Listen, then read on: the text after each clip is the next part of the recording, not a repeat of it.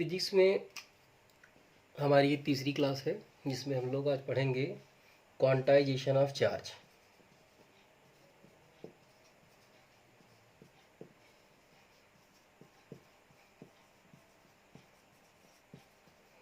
Quantization of charge पढ़ने के लिए पहले हमको समझना पड़ेगा फंडामेंटल चार्ज क्या होता है।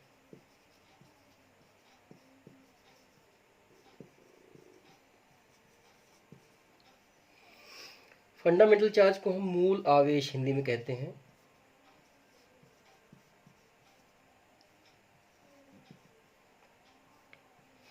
और इसे कहते हैं आवेश का क्वांटीकरण। आवेश का क्वांटीकरण।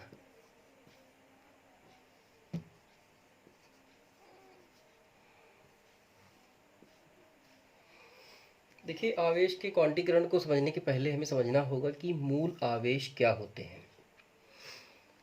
सबसे पहले हम मूल आवेश समझने के लिए आपको बताएं कि मूल आवेश कहते किसे हैं। जो सबसे न्यूनतम आवेश की मात्रा होती है उसे हम उस मात्रा को आवेश की उस मात्रा को हम मूल आवेश कहते हैं। जो कि आप जानते हैं कि इलेक्ट्रॉन पर सबसे कम मात्रा में आवेश उपस्थित होता है जिसका मान ई से व्यक्त किया जाता है और इसका मान होता है 1.6 × 10⁻⁻19 कूलाम। अगर ये इलेक्ट्रॉन पर है तो इतना ही ऋणावेश होगा और यदि प्रोटॉन है तो उतना ही धनावेश होगा। अब किसी वस्तु पर जो आवेश की मात्रा होती है, कुल आवेश को अगर हम Q कहें तो किसी वस्तु पर आवेश की जो कुल मात्रा है वह इसी मूल आवेश का इंटीग्रल मल्टीपल होता है, मतलब पूर्ण गुणज होता है। जहाँ n क्या है, 0 या 1 या 2 या 3 ऐसे। यहाँ रहे ये संख्या प्लस या माइनस दोनों हो सकती है। यहाँ धन या ऋण चिन्ह आवेश की प्रकृति को दर्शाते हैं। जैसे आवेश की मात्रा हो सकती है 0 E या धन या ऋण 1 E plus minus 2 E plus minus 3 E etcetera. इसका मतलब यह हुआ कि किसी वस्तु पर या तो प्लस 1 E आवेश होगा या माइनस 1 E, प्लस 2 E होगा या माइनस 2 E होगा। पर आवेश की मात्रा कभी भी नहीं हो सकती है फ्रैक्शन पार्ट में।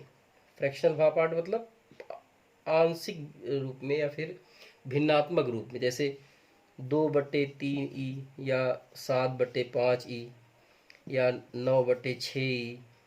इस तरह की मात्रा नहीं हो सकती। इसको हम 1.5 E इस तरह नहीं कह सकते।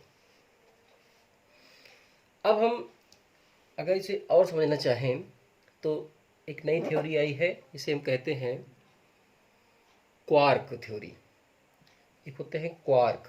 ऐसा माना जाता है कि क्वार्क दो टाइप के होते हैं। एक होता है +-1/3E और दूसरा होता है +-2/3E। इलेक्ट्रॉन प्रोटॉन भी जो कि मूल कण है उनका निर्माण भी इन्हीं के द्वारा हुआ है। इन्हीं क्वार्कों के द्वारा ही इनका भी निर्माण हुआ है। इनको समझने के लिए हमें और गहराई में जाना होगा, उसकी अभी आवश्यकता नहीं हमको। हम लोग समझेंगे आवेश के क्वांटीकरण के बाद आवेश का चार्ज इज कंजर्व्ड, अर्थात कंजर्वेशन ऑफ चार्ज।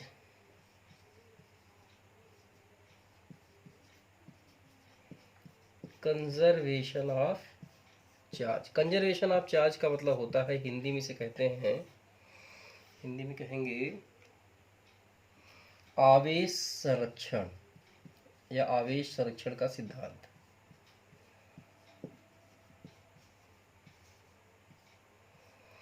आवेश का संरक्षण क्या होता है? देखिए, अभी हम लोगों ने बात की थी कि अगर हम कांच को, जो ग्लास की रॉड है हमारी, कांच की रॉड को या कांच की छड़ को अगर हम बिल्ली की खाल से रगड़ें या रेशम से रगड़ें तो कांच की छड़ पर धनावेश और रेशम पर ऋणावेश आता है। यहाँ देखने वाली बात है कि रगड़ने के पहले कांच की छड़ भी निरावेशित थी, अर्थात बिना आवेश की थी, और रेशम भी बिना आवेश के था, किंतु रगड़ने के पश्चात कांच की छड़ पर धनावेश आ गया और रेशम पर ऋणावेश आ गया। किंतु ध्यान रहे कि कांच की छड़ पर जितनी मात्रा में धनावेश आएगा उतनी ही मात्रा में रेशम की छड़ पर ऋणावेश भी उतनी ही मात्रा में आएगा। रेशम की छड़ का जो ऋणावेश है वह भी उतनी ही मात्रा में होगा जितना कि कांच की छड़ पर धनावेश होगा। इसी को कहते हैं हम आवेश के संरक्षण का सिद्धांत। सामान्य रूप से सभी वस्तुएं स्वतः ही पहले तो निरावेशित ही होती, इसी को हम आवेश संरक्षण का सिद्धांत भी कहते हैं। अब हम आवेश संरक्षण सिद्धांत को समझने के लिए हमको आपको सबसे पहले पढ़ना पड़ेगा आवेश का इलेक्ट्रॉनिक सिद्धांत। अब हम लोग समझेंगे कि आवेश का इलेक्ट्रॉनिक सिद्धांत क्या होता है।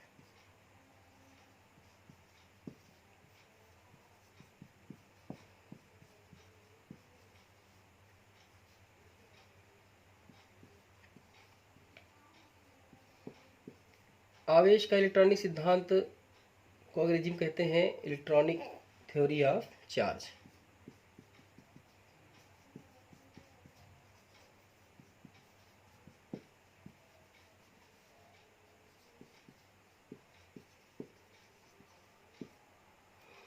देखिए, इलेक्ट्रॉनिक थ्योरी ऑफ चार्ज समझने के लिए हम लोगों को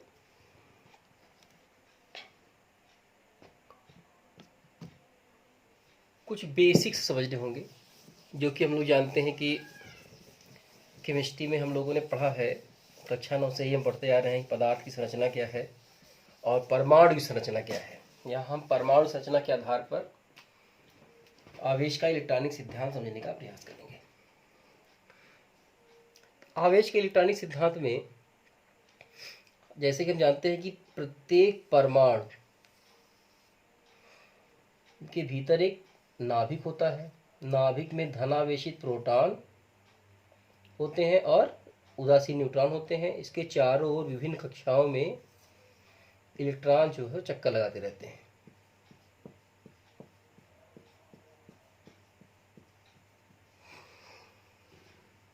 अब परमाणु के भीतर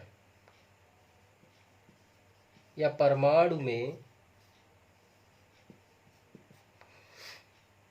सामान्य अवस्था में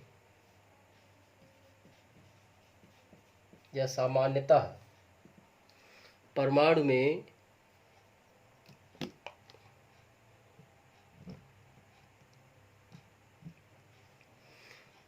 जितने प्रोटॉन होते हैं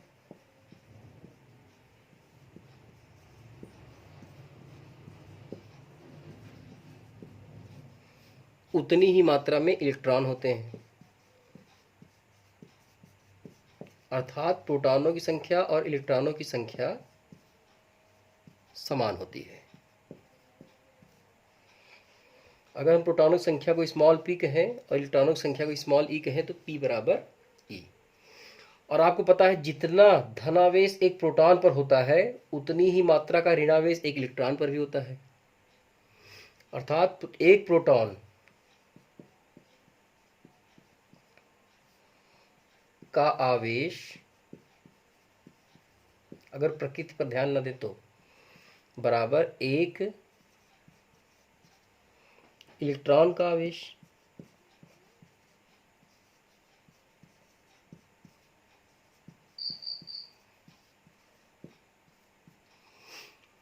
एक प्रोटॉन का आवेश बराबर एक इलेक्ट्रॉन का आवेश।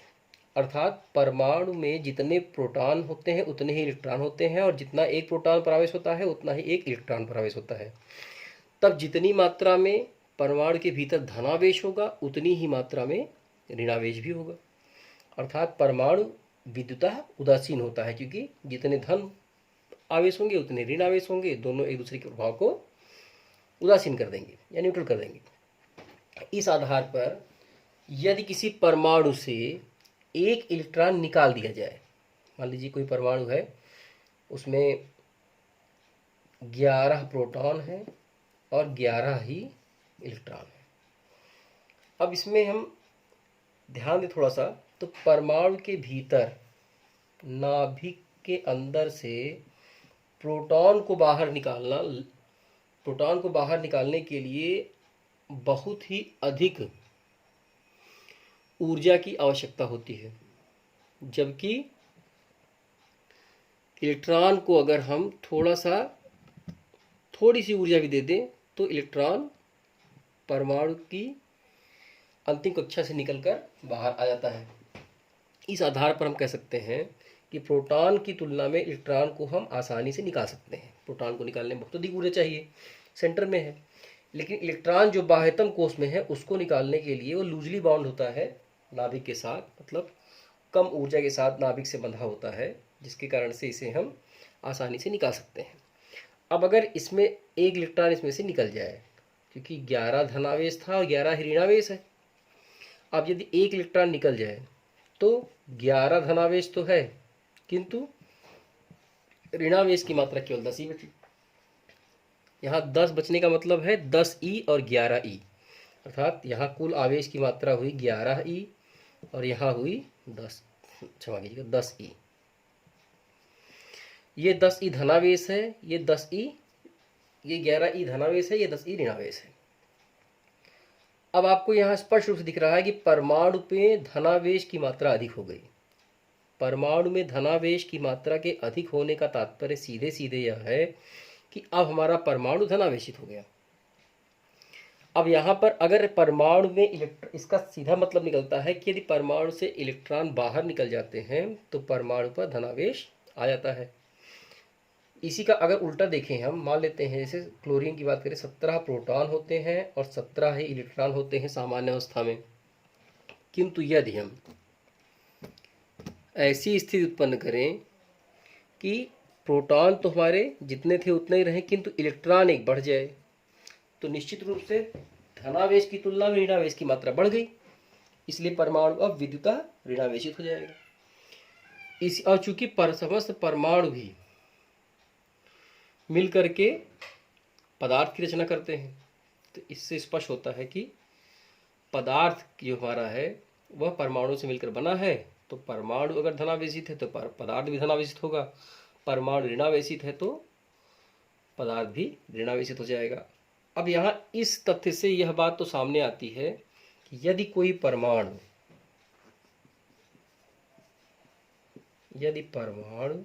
या परमाणु की जगह पर हम पदार्थ भी कह सकते हैं, यदि पदार्थ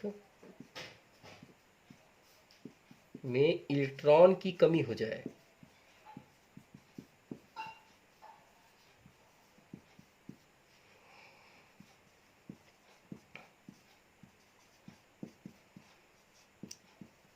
सामान्य अवस्था से, सारी तुलनाएं सामान्य अवस्था से हो रही हैं, तो पदार्थ धनावेशित हो जाएगा।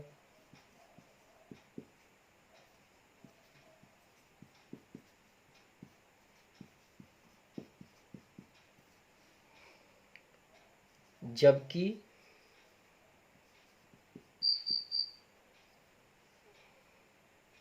पदार्थ में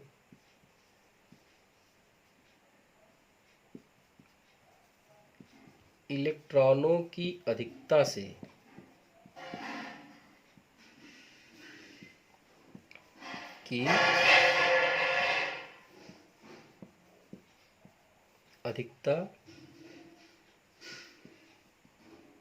पदार्थ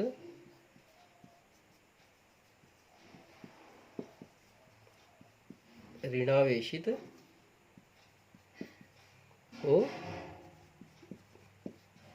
जाएगा। इसका सीधा मतलब ये है कि इलेक्ट्रॉन ही केवल पदार्थ के धनावेशित या ऋणावेशित होने का कारण है। इलेक्ट्रॉन की अधिकता पदार्थ को ऋणावेशित और इलेक्ट्रॉन की कमी पदार्थ को धनावेशित बना देती है।